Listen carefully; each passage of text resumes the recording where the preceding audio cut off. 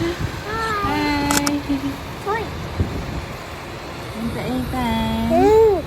Look! Ganito sila mag-harvest ng palay dito, guys. Guys, ka.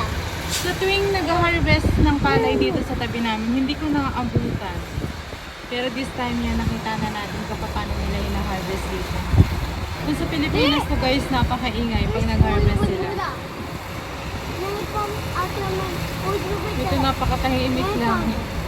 Kaya madalas hindi ko na papansin nila harvest na palay.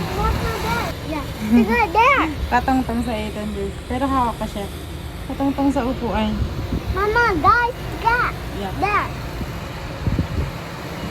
Mama, guys, it's earn time.